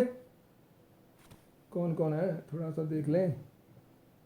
दुर्गा सिंह, सुखविंदर कौर, अविनाश शर्मा, डॉक्टर मेघना गुप्ता, जागृति, काफ़ी लोग हैं। चलो फास्फोरस की हम बात करते हैं 60 लोग हैं। अट्रैक्शन की। माचिस की स्टिक को जलाने से वो ग्लो करती है ना ग्लो। तो उसी तरह से फास्फोरस का ग्लो भी अपनी बेस्ट परफॉर्मेंस के कारण, माचिस की स्टिक की एक परफॉर्मेंस है, उसके आप जलाते हो, वो उसने परफॉर्म किया कि अग्नि पैदा की। इसी तरह से फास्फोरस अपनी बेस्ट परफॉर्मेंस के कारण अपने आप को दर्शाता है। जिस तरह से आर्जेंटम नाइट्रिकम का व्यक्ति गुड अचीवर होता है, वो अपने गोल को हासिल करता है। जितने भी मेडिकल रिप्रेजेंटेटिव्स हैं वो सब अचीवर हैं, उसने अपनी चीज़ को बेचना है। इसी तरह से फास्फोरस का जो व्यक्ति है वो गुड परफॉर्मर होता है। आर्जेंटम नाइट्रिकम गुड अचीवर और फास्फोरस का गुड परफॉर्मर। परफॉर्मेंस जो होती है उसका रीज़न अगर कुछ है तब वो फास्फोरस नहीं है। मेरी परफॉर्मेंस का अगर रीज़न है कि मैंने अपनी चीज़ को बेचनी है तो वो आर्जेंटम नाइट्रिकम हो गई। अगर मेरी परफॉर्मेंस का पीछे का भाव कन्वे करना है जो मैं चाहता हूँ, सिर्फ ये कि मैं आपको दिखाना ही चाहता हूँ, और आपने ज़रा सा भी बोल दिया, ख़ास तौर पर डॉक्टर सुनीता आप जब तारीफ़ करती हो ना सर, तो बस मैं तो फूल जाता हूँ। तो उसी तरह से जब ऑडियंस फास्फोरस को थोड़ी सी तारीफ़ कर देती है कि सर कमाल कर दिया आपने तो फास्फोरस में, तो फिर फास्फोरस डबल शेड में आप और ज़्यादा आपके सामने आएगी। तो phosphorus is good performer. Phosphorus का बच्चा आपके क्लिनिक पर आकर आप उससे बोलोगे गाना सुनाओ, और वो गाना सुनाएगा, लेकिन ज़बरदस्ती नहीं सुनाएगा कभी। उसका मूड होगा तो वो आपको गाना सुनाएगा, और आप उसको शाबाश दोगे, उसकी प्रशंसा करोगे तो वो और सुनाएगा। और आपको ही नहीं सुनाएगा, जितने पेशेंट बैठे हैं सबको दिखाएगा, सबको नाच के दिखाएगा। Phosphorus is a good, very good performer. लेकिन वो परफॉर्मेंस उसकी अपनी अंदर की परफॉर्मेंस है। मैं आपको एक घटना सुनाता हूँ। अकबर के दरबार में जो 7 रत्न थे उसमें एक तानसेन था। तानसेन ग्रेट म्यूजिशियन था, ये आप लोग जानते हो। एक बार अकबर ने पूछा कि तानसेन तू इतना अच्छा म्यूजिशियन है, मैं सोचता हूँ जिसने तुझे सिखाया वो कितना बड़ा म्यूजिशियन होगा, तो कभी मुझे उनके पास लेकर चल, मैं उनकी भी जो वीणा है वो सुनना चाहता हूँ। तो तानसेन ने कहा कि माफ़ कीजिए महाराज, ये संभव नहीं है। उसने कहा कि क्यों? कहता मैं आपके लिए परफॉर्म करता हूँ, लेकिन मेरा गुरु वो किसी के लिए परफॉर्म नहीं करता, आप उसको नहीं सुन सकते। तो अकबर ने बहुत जिद की कि अब तो मैं सुनूंगा ही। तो उन्होंने डिसाइड किया कि रात को छुप कर हम सुनेंगे, लेकिन उनको सामने जाकर अगर आप बोलोगे। उनका नाम था स्वामी कृष्णदास, जो तानसेन के गुरु थे। तो अकबर और तानसेन चांदनी रात को छुपके हुए एक चोर की भांति झाड़ियों में छिपकर दोनों ने उनके गुरु का वीणा को सुना था। तो जो गुरु की वीणा थी वो अपने परमात्मा के लिए, अपनी खुशी के लिए वो बजाते थे। तो वो परफॉर्मेंस जो थी उसका कोई रीज़न नहीं था। तानसेन तो नौकर था, तानसेन तो वहाँ उन नौकर छोटा अक्षर बोल दिया मैंने, कुछ था, लेकिन उसकी कोई परफॉर्मेंस का रीज़न था। अकबर बोलता तो वो बजाता, अकबर बोर हो जाता तो वो बंद कर देता। तो ऐसी जो परफॉर्मेंस है ये फास्फोरस की नहीं होती। भैया मैं आपको एग्जांपल इसीलिए देता हूँ कि आपके दिमाग में फिट हो जाए। I want to convey the drug picture of phosphorus to the your brain. मैं आपको हस्तांतरण करना चाहता हूँ, ना कि मैं आपको सिर्फ जस्ट पढ़ाना चाहता हूँ। और अब आपको ये कभी नहीं भूलेगा ये तानसेन वाली एग्जांपल से कि फास्फोरस की परफॉर्मेंस हमेशा परफॉर्मेंस के लिए होती है और किसी रीज़न के लिए नहीं होती। तो he is a very good performer, audience को प्रभावित बहुत करता है, बहुत वाह वाह होती है उसकी स्टेज के ऊपर। लेकिन उसको आप लालच देकर बोलोगे कि आप इतने पैसे ले ले दोबारा से कर दे, तो वो शायद ना करे।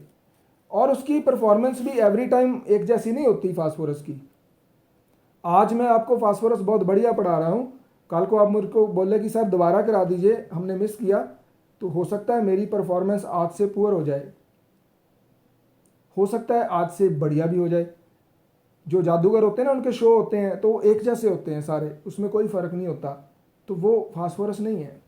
फास्फोरस की every time no same performance, every time alteration रहती है कुछ ना कुछ, क्योंकि फास्फोरस इज मूडी। अरे मेरा दिल करेगा तो मैं वीणा बजाऊंगा, अपने परमात्मा के लिए बजाऊंगा, मेरा दिल करेगा तो गाऊंगा, नहीं दिल करेगा तो नहीं करूंगा। This is phosphorus. अलबेले अपनी धुन में मस्त, करना है तो करना है, नहीं करना है तो नहीं करना है। एक बार बहुत ज़्यादा सफल हो जाते हैं और दूसरी बार उसी काम में फेल हो जाते हैं। सेम सब्जेक्ट में फेल हो जाता है बच्चा, एक बार पूरे नंबर आ गए, अगली बार फेल हो गया, अब मेरा दिल नहीं करता, पहले करता था। अरे यार बंदा के क्या है, इतनी जल्दी बदली जा रहा है, पहले इतने नंबर आते थे, अब उसी सब्जेक्ट में मैं नहीं करूँगा, जो पहले किया अब ऐसा नहीं करना। इनकॉन्सिस्टेंसी, कॉन्स्टेंसी नहीं है। अब मैं आपको इनकॉन्स्टेंसी इतने अच्छी तरह से आपके दिमाग में घुसेड़ने जा रहा हूँ कि आप कभी भी नहीं भूलोगे। Are you with me? अरे यार थोड़ी शक्ल फास्फोरस जैसी बनाओ, काली कार्ब जैसी नहीं बनानी। कॉन्स्टेंसी होती है एक ही तरह की चीज़ को चलना, इनकॉन्स्टेंसी होती है अपनी मर्जी से, हम तो जैसे चाहेंगे। वरिंदर सहवाग का नाम सुना है? गोविंद ठाकुर जी, वरिंदर सहवाग का नाम आपने सुना है? तो वरिंदर सहवाग में इनकॉन्स्टेंसी थी। वो एक मैच में शतक लगा दिया, अगले में 0, लेकिन वो अपनी मर्जी से खेलता था। उसे अगर कप्तान बोलता कि यार जाके थोड़ा धीरे खेलना है, आज तुमने टिकना है, तो उसने कभी सुनी नहीं कप्तान की। तो वो इनकॉन्स्टेंसी वरिंदर सहवाग की थी। लेकिन राहुल द्रविड़ के बारे में आपने सुना है? राहुल द्रविड़ जब खेलता था तो वो एक दीवार बन जाता था विपक्षी टीम के लिए, उसको आउट करना, क्योंकि उसमें कॉन्स्टेंसी है, उसमें एकाग्रता है और उसमें लंबा चलने की एक क्षमता है जो फास्फोरस में नहीं है।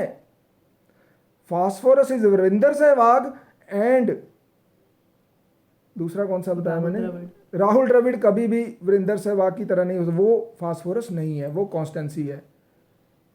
विभा आपको सिर दर्द करने लगा मेरे लेक्चर से, सो गई विभा? हेलो विभा, सो गए? उठो भाई, छिटे छुटे मारो। नहीं नहीं नहीं सर, अच्छा नहीं नहीं, चलो। नहीं नहीं सहवाग और अरे कपिल देव है, कपिल देव और वीरेंद्र सहवाग है ना, कपिल देव नहीं भैया, वीरेंद्र सहवाग और राहुल द्रविड़। तो इसी तरह से अब मैं आपको बताता हूं, जब हम पुराने क्रिकेटर के बारे में सोचें तो सुनील गावस्कर में कंसिस्टेंसी थी, अगर वो टीम आ जाते तो विपक्षी टीम उनको आउट नहीं कर सकती थी, चाहे वो स्कोर ना भी बनाते। लेकिन संदीप पाटिल वो वीरेंद्र सहवाग की तरह थे। तो जिनको हम ज़बरदस्ती नहीं कर सकते, अपने हिसाब से चलना है, जो कॉन्स्टेंटली काम नहीं करते, एक मैच में 100 बना दिया, दूसरे में 0 हैं, एक बार परीक्षा में 100 नंबर आ गए, उसी सब्जेक्ट में अगली बार फेल हो गए, इस तरह के लोग जो हैं जिनमें बिल्कुल भी कॉन्स्टेंसी नहीं होती, वो फास्फोरस की पर्सनैलिटी के होते हैं। फास्फोरस कभी भी एक काम को लंबे समय तक कॉन्स्टेंटली नहीं कर सकते। आई होप कि यहाँ तक आपको जो मैंने समझाया है आपको अच्छी तरह से समझ लग गया होगा। आगे चलें कि बस करें? बोर तो नहीं हो गए? अभी बहुत पड़ी है।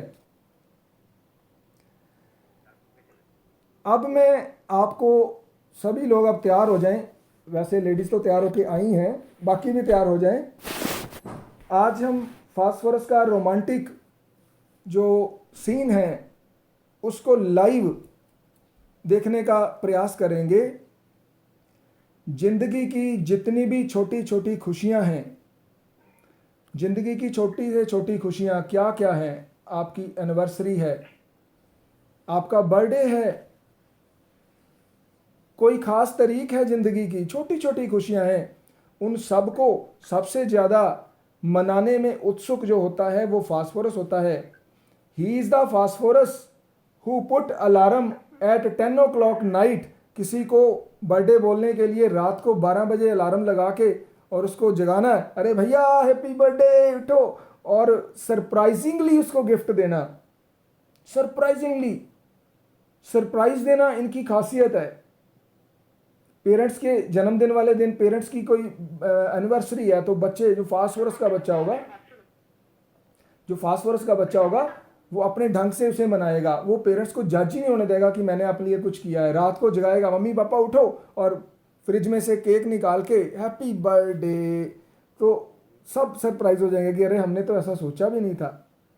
एक पिक्चर आई थी मैं हूं ना शाहरुख खान की, तो उसमें सरप्राइज देने की जो उसकी स्टाइल था, वो जो मैं हूं ना, वो टिपिकल फास्फोरस था। आनंद फिल्म राजेश खन्ना की, बावर्ची, किसी ने बावर्ची फिल्म देखी है? किसी ने भी? राजेश खन्ना की बावर्ची बहुत साल पुरानी फिल्म है। राजीव शर्मा जी आपने देखी है बावर्ची फिल्म? हाँ जी हाँ, बहुत देखी है, टीवी पे भी देखी है। उसमें वो एक घर में जाके मतलब बावर्ची का रोल करता है, लेकिन वो बावर्ची वो सबको खुश करने की कोशिश, सबको सरप्राइज देने की कोशिश, वो that is typical phosphorus. Coolie number 1 देखते हैं। कुली नंबर 1 मैंने, कुली नंबर 2 देखी है शायद, 1 नहीं देखी हमने। है 1 में भी वैसा ही करता है वो लड़की के घर जाता है, वो सबको कन्विंस करता है वेरी गुड, फैमिली मेंबर को। Very good. और इसीलिए ना बहुत सारी हिंदुस्तान में जो लेडी, जो लड़कियां ना, वो शाहरुख खान की। अच्छा, एक फिल्म है तेरे घर के सामने, देवानंद, वो पुराने लोगों ने तो जरूर देखी होगी। डॉक्टर सुभाष जी आपने तो देवानंद को जरूर जाना होगा। देवानंद टिपिकल फास्फोरस पर्सनालिटी, चूड़ी नहीं ये मेरा, आया डॉक्टर गाना यार, दिल है देखो देखो टूटे ना, चूड़ी नहीं ये सारी जो टेंट है, ये सारे फास्फोरस के हैं। तो फास्फोरस का है, ये इनको सरप्राइज देना बहुत अच्छा लगता है दूसरों को। अब थोड़ा सा सीरियस हो जाते हैं, बीच बीच में हम खुश हो जाते हैं, अब कॉन्स्टेंसी नहीं रखनी, फास्फोरस ही रहना है हमने। एनलाइटेड पर्सन की बात करते हैं, जो जागरूक पुरुष हुए हैं भारत में, जागरूक, जिन्होंने परमात्मा को महसूस किया है। Mother Teresa is a typical phosphorus personality, क्योंकि दूसरों के प्रति संवेदनशीलता। डॉक्टर सुभाष जी और राजीव शर्मा जी, मैं आपको इसलिए बार बार पूछ रहा हूँ कि आप स्क्रीन पर मेरे सामने हैं, और जो टीचर के सामने स्टूडेंट होते हैं, वैसे तो आप मेरे बहुत आदरणीय हो, बड़े हो, तो लेकिन इस वक्त थोड़ा सा तो आप सामने हो तो आप मेरे शिकार हो जाते हो।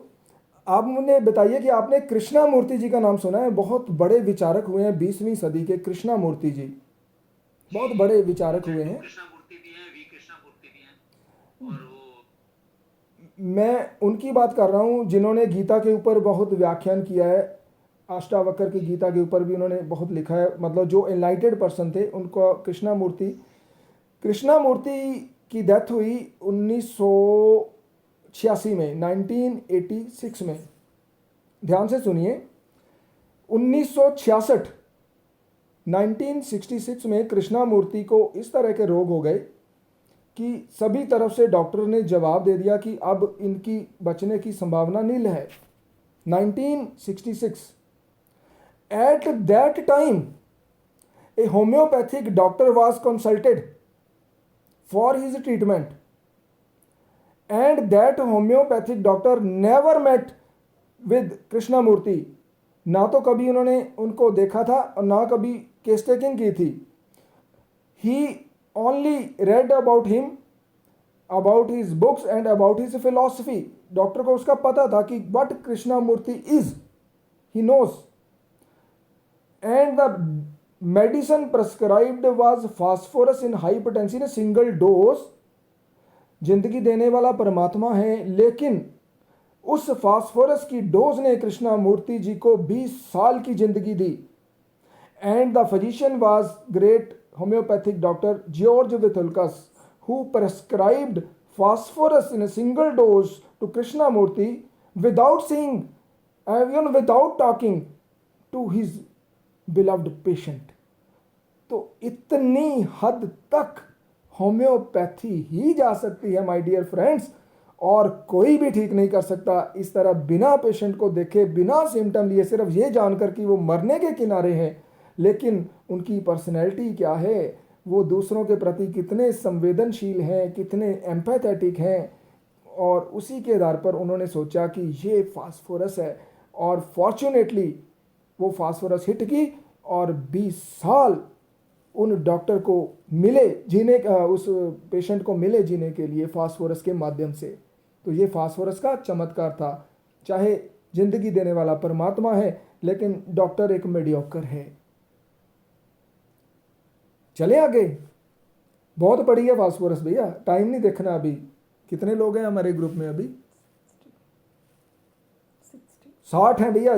जब 6 रह जाएंगे मैं तब बंद करूंगा। 60 हैं अभी। तो जब भी आप कभी समाज में कहीं भी जाते हो, नहीं बंद नहीं करना, 1 घंटा 13 मिनट, कोई बात नहीं। जब भी आप समाज में कहीं भी जाते हो, सिर्फ एक होम्योपैथिक डॉक्टर होने के नाते ये ख्याल रखिए, आसपास के लोगों के प्रति जागरूक रहिए। कौन सी पर्सनैलिटी है? मैं रेलवे स्टेशन पर गया, ट्रेन का इंतज़ार कर रहा हूँ। देखिए आसपास, ट्रेन लेट है, कैसे रिएक्ट कर रहे हैं लोग। कलकेरिया कार रिएक्ट करेगा, अरे ट्रेन लेट हो गई यार, क्यों हो गई, क्या हो गया, कुछ हो तो नहीं गया। अर्जेंटम नाइट्रिकम, अरे भैया यहाँ टाइम की किसको परवाह है? हिंदुस्तान में टाइम की परवाह ही किसी को नहीं है, ट्रेन हमेशा लेट होती है, उसको टाइम की एंजाइटी है। आवाज कट रही है सर। हाँ, आवाज कट रही है सर, फिर से बताइए क्या बता रहे हैं। 1 मिनट यार, मेरे पास कोई कैंची नहीं पड़ी, आवाज किससे कट रही है? कोई कैंची तो नहीं पड़ी? अब आ रही है आवाज? क्लियर नहीं आ रहा था। अच्छा, हाँ, अब आ रही है। अब आ रही है। कोई कर्द, कोई कैंची, नाइफ वगैरह पड़ा है तो उठा दो। नहीं पड़ा, कुछ नहीं पड़ा। कैलकेरिया कार्ब का पेशेंट रिएक्ट करेगा डर से, अर्जेंटम नाइट्रिकम का करेगा टाइम से कि टाइम की वैल्यू नहीं है, फास्फोरस करेगा चिंता से, अरे भैया किसी ने कहीं जाना होता है, वहाँ पहुँचना होता है तो कुछ हो ना जाए, वो उसको चिंता होती है दूसरों की। तो जीवन के हर क्षेत्र में अगर आप बाजार जाओ, अगर आप मार्केट जाओ, सिनेमा देखने जाओ, देखो कैसे रिएक्ट करते हैं लोग। कोरोना है, पेशेंट आता है, डॉक्टर साहब कोरोना वरोना कुछ है भी या ऐसे ही है, पूछते हैं ना आपको, डॉक्टर साहब कोरोना वरोना है कि कोई ऐसे ही है, तो ये अलग पर्सनैलिटी है। और एक डॉक्टर साहब कोरोना कब जाएगा, ये क्या ऐसे ही रहेगा, ख़त्म नहीं होगा, फिर से शुरू हो गया। तो every individual in a single situation acts differently. तो क्यों? क्योंकि परमात्मा ने हमको अलग अलग बनाया है और इसी अलग अलग को हम बोलते हैं इंडिविजुअलाइजेशन।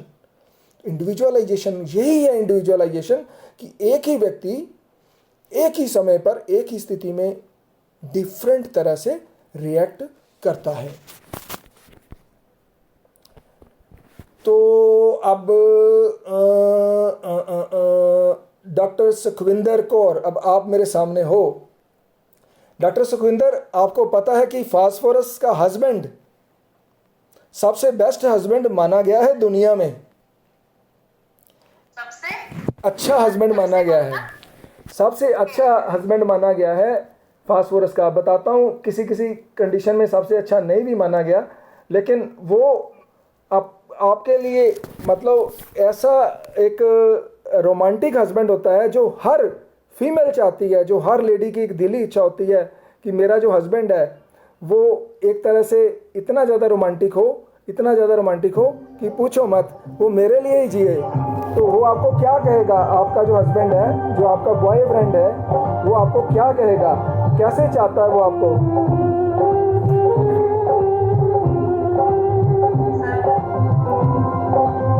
मेरी जान, या ऐसे ही कोई ना प्यार से हमेशा रहे। और मरने वाला कोई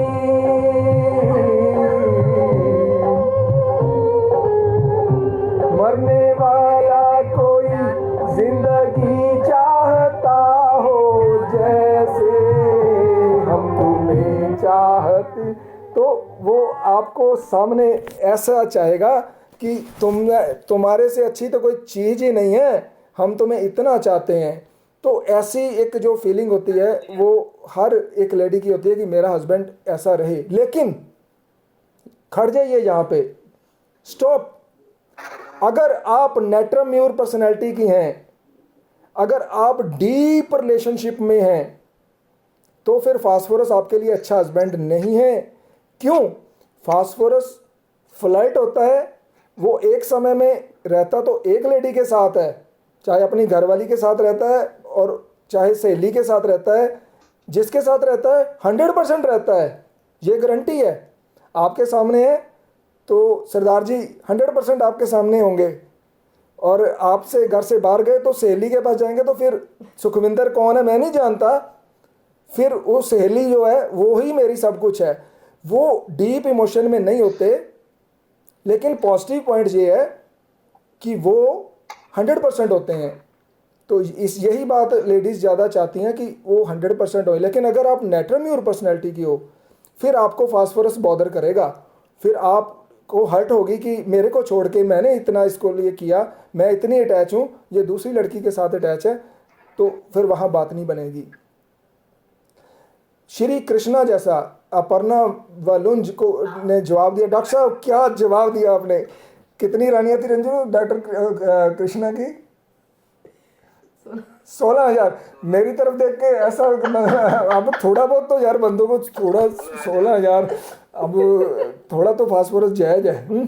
कृष्णा वाली एग्जांपल डॉक्टर साहब ने बहुत अच्छी दी। तो फास्फोरस में फीमेल को अट्रैक्ट करने की एक क्षमता होती है जो उसे नेचुरली तौर पर मिली होती है परमात्मा से। उसको जब वो किसी स्त्री के साथ होता है तो उसको ऐसा रियलाइज़ कराता है कि इस दुनिया में उस स्त्री से ज़्यादा उसके लिए कुछ भी नहीं है, ना ही उस स्त्री से ज़्यादा कोई सुंदर है और ना ही उस स्त्री जैसा कोई और है। तुमसा कोई प्यारा कोई मासूम नहीं है, क्या चीज हो तुम खुद तुम्हें मालूम नहीं है।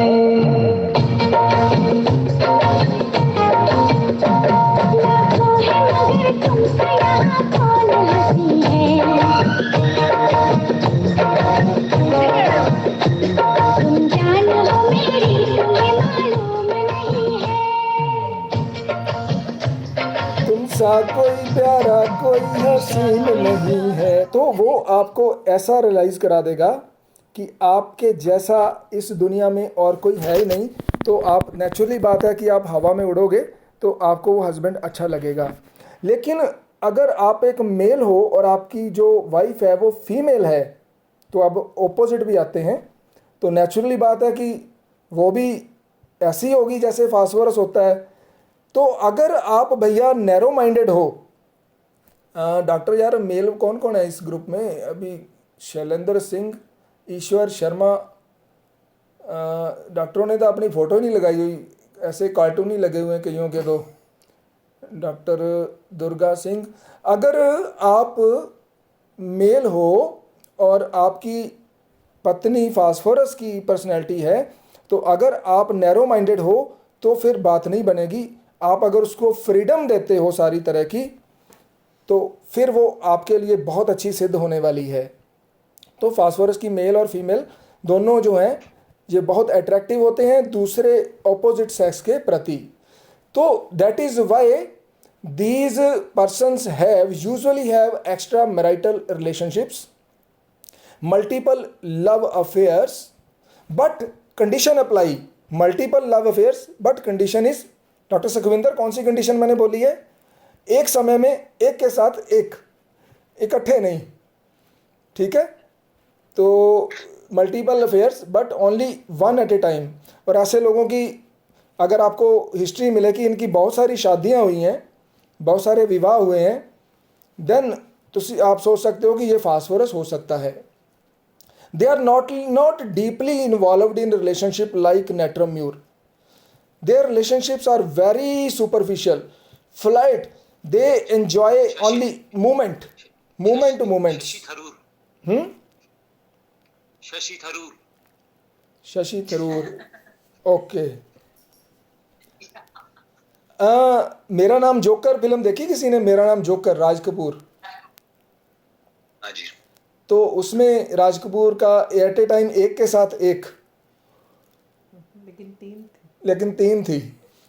तो वो फास्फोरस का टिंट है। तो फास्फोरस जो है ये superficially flightiness, enjoy opposite sex, short relationships, हर क्षण को एंजॉय करते हैं, लंबे आज तू कल कोई और, उनके लिए कुछ मायने नहीं रखता। डिवोर्स लेना भी उनके लिए कुछ मायने नहीं रखता।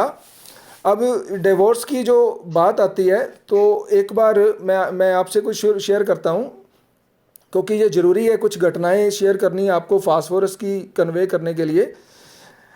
आचार्य रजनीश को जो उनके विरोधी थे उन्होंने पूछा कि जो हमारी भारतीय परंपरा है उसके मुताबिक जो वैवाहिक जीवन है, एक स्त्री और एक पुरुष वो सारी उम्र एक विवाहिक जीवन में बंधे रहते हैं, लेकिन जो आपकी परंपरा है जो वेस्टर्न है, जैसे आप बोलते हो, तो जब कोई प्रेम विवाह करता है तो उसका तलाक हो जाता है, वो रिलेशन टूट जाता है। तो इससे यह सिद्ध होता है कि हमारी भारतीय परंपरा उस परंपरा से बहुत उच्च है।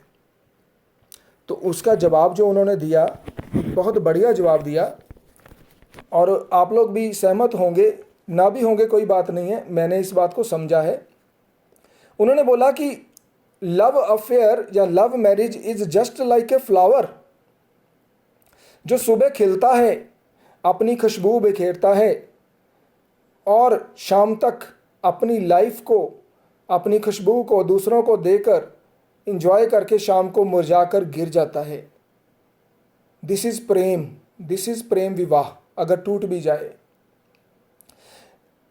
On the other hand, the so called long relationships, exceptions are always there of course, is just like एक पहाड़, एक शिला जो जिसमें जीवन नहीं है। वो सुबह भी वैसी थी, दोपहर को भी वैसी है और शाम को भी वैसी रहेगी। उसने जीवन को जिया ही नहीं है। वो 100 साल पहले भी वैसी थी और 100 साल बाद भी वैसी रहेगी। लेकिन फूल ने अपने जीवन को जिया है, चाहे डाइवोर्स हो गया, लेकिन जो क्षण उसने एंजॉय किए हैं वो उस शिला से, उस परमानेंट रिलेशन से कहीं ज़्यादा ऊपर हैं। तो दैट इज़ वाई डाइवोर्स लेना फास्फोरस के लिए कोई बड़ी बात नहीं है। इनके लिए कोई बंधन जो होता है वो इसमें बंधन में नहीं रहना चाहते। और ये लोग अपनी उम्र को भी नहीं देखते, अपनी उम्र को भी नहीं देखते। Age is not an obstacle in romance. Age इनकी रोमांस में कोई बाधा नहीं है। तो इनकी सेक्स ड्राइव बहुत हाई रहती है। अब ध्यान से सुनिए, बहुत ध्यान से, यहाँ फास्फोरस का एक इंपॉर्टेंट पॉइंट है। Phosphorus sexually very aesthetic but important. Erethism क्या होता है पता है? एरेथिज्म होता है संवेदनशीलता, सेक्सुअल संवेदनशीलता। फास्फोरस को हाथ भी लगाओ तो उसकी सेक्सुअलिटी जागृत हो जाती है, जैसे प्लैटिना में है ना। तो ऐसी तरह से फास्फोरस में भी सेक्सुअल एरेथिज्म होता है। लेकिन फास्फोरस का जो सेक्स होता है वो एक फ्रॉलिकिंग वाला सेक्स होता है। फ्रॉलिकिंग समझते हो? फ्रॉलिकिंग प्रेम क्रीड़ा जो वास्तव सेक्स से पहले की जाती है उसको फ्रॉलिकिंग बोलते हैं। And phosphorus is expert in frolicking, not in regional sex. Regional sex की बात करें तो पिक्रिक एसिड है। पिक्रिक एसिड को फ्रॉलिकिंग से कुछ लेना देना नहीं, फ्लोरिक एसिड में भी है ऐसा। लेकिन फास्फोरस फ्रॉलिकिंग में expert, sexually aesthetic but important. फिर भी ऑपोजिट सेक्स का प्यारा है। क्यों भैया? क्योंकि सॉरी टू से, फिर भी ये सच्चाई है कि बहुत सारी लेडीज़ इस ग्रुप में हैं। मैं शर्मा नहीं रहा बात बोलने में। लेडीज़ की चाहत ही फ्रॉलिकिंग होती है। रीजनल सेक्स तभी इंजॉय कर पाती हैं जब फ्रॉलिकिंग हो, जब प्रेम क्रीड़ा होती है, सेक्स तभी इंजॉय किया जाता है। और फास्फोरस में ये इंस्टिंक्ट होता है फ्रॉलिकिंग का। दैट इज़ वाई फास्फोरस जो है ऑपोजिट सेक्स का प्यारा होता है। और इतनी स्ट्रॉन्ग जो सेक्सुअल ड्राइव है अगर फीमेल में देखने को मिलती है तो वो सिर्फ ऑरिगेनम दवाई में मिलती है अगर फास्फोरस में कंपैरिजन करते हैं। तो यहाँ तक मैंने आपको फास्फोरस की एक ऐसी ड्रग पिक्चर आपके दिमाग में फिट करने की कोशिश की है जो एक पर्सनैलिटी के तौर पर है। आपका कोई भी सवाल यहाँ तक है तो मोस्ट वेलकम है। अगर नहीं है तो मैं आपको फास्फोरस के फिजिकल्स भी करवाना चाहता हूँ, अगर आपके पास समय है। बताइए क्या करना है। Hello sir. हेलो। हाँ जी, हाँ जी, बोलिए। आप फास्फोरस की हिपोक्रेसी थोड़ी समझाइए ना। हिपोक्रेसी का मतलब होता है जो मैं करता हूँ वो मैं होता नहीं हूँ। अब मैं आपको बोल रहा हूँ, रंजू मेरे साथ बैठी है तो मैं उसको बोलता हूँ कि तुमसे सुंदर कोई नहीं है। क्या मैं वास्तव में बोल रहा हूँ?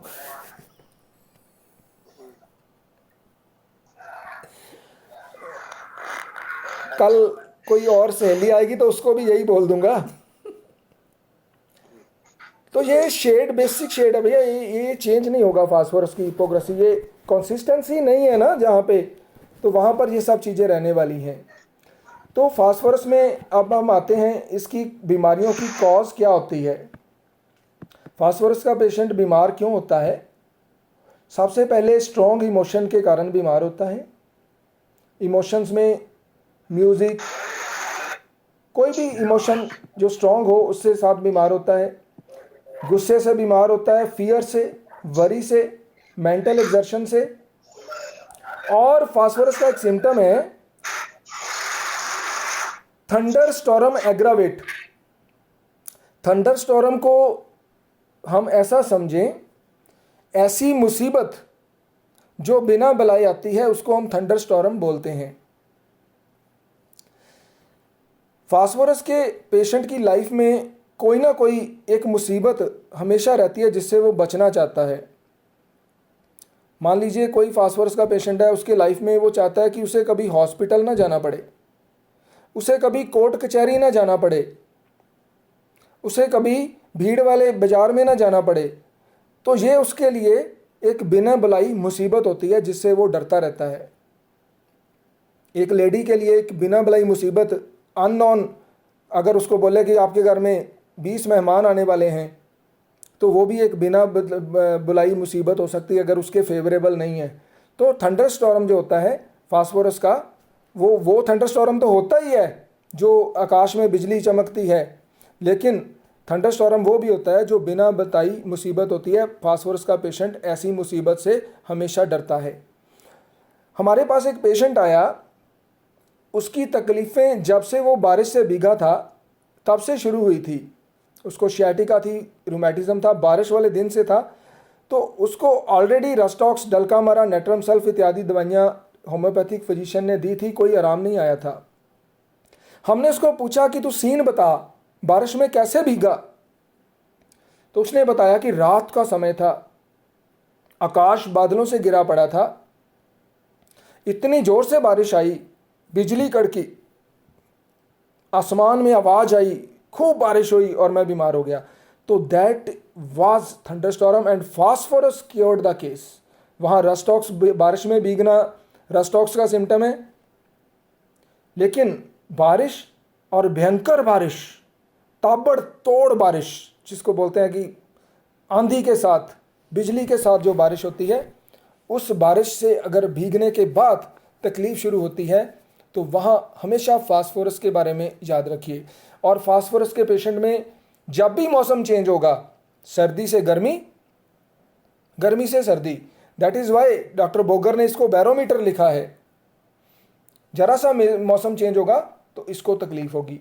मिडनाइट के पहले जैसे ही रात शुरू होगी फास्फोरस की तकलीफ़ें शुरू, लेकिन आधी रात आते आते थोड़ा टिका आ जाएगा, आधी रात आते आते उसे नींद आनी शुरू हो जाएगी।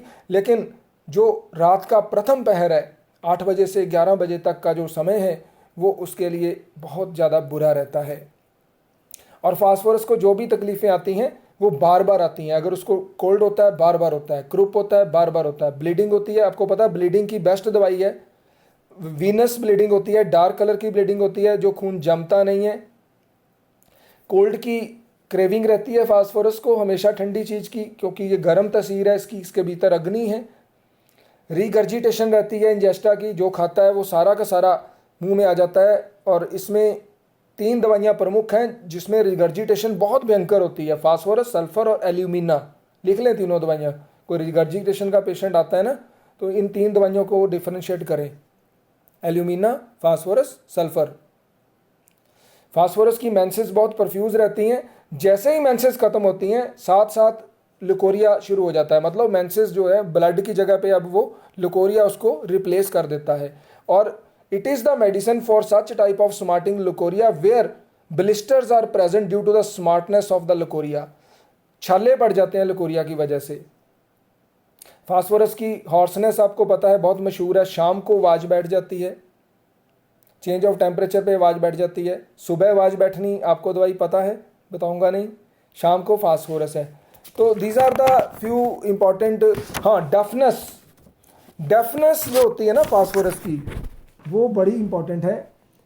डफनेस में फास्फोरस को आदमी की आवाज़ सुनाई नहीं देती, टीवी लगा हो वो सुनाई देगा, टीवी लगा हो वो सुनाई देगा, गाना सुनाई देगा, लेकिन आपने कुछ बोला वो सुनाई नहीं देगा।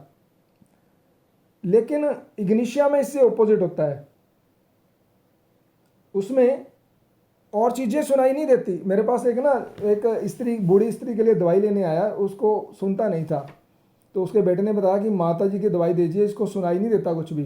तो उसकी जो साथ में बहू थी ना, वो पता क्या बोली पंजाबी में, वो बोली सवाह सुनाई नहीं देंदा, माड़ी जी गल करो तो झट नूं पता लग जाता। उसने बोला कि इसको सुनाई देता है, थोड़ी सी मैं कोई बात बोलती हूँ तो इसको पता चल जाता है मैंने क्या बोला, और आप बोलते इसको सुनाई नहीं देता। तो ignatia was prescribe to that lady because ये उसको उसका कसूर नहीं है भैया, जो इग्निशिया होती है उसको ह्यूमन वॉइस सुनाई देती है, आसपास की और चीज़ सुनाई नहीं देती, ये भी नोट कर लीजिए। और फास्फोरस में इससे ऑपोजिट होता है। अगर फास्फोरस के पेशेंट आपके पास आते हैं और आपको लगता है कि ये वेजिटेबल किंगडम का पेशेंट है, इसको वेजिटेबल किंगडम से दवाई देनी है, तो वो फास्फोरस के साथ मिलती जुलती जो दवाई है वो एलियम सीपा है। तो आज तक अभी तक जो मेरा फास्फोरस का एक्सपीरियंस था वो मैंने आपके साथ शेयर किया है। 1 घंटा 35 मिनट हम फास्फोरस के ऊपर बोल चुके हैं और थोड़ा और मेरी परफॉर्मेंस आपको कैसी लगी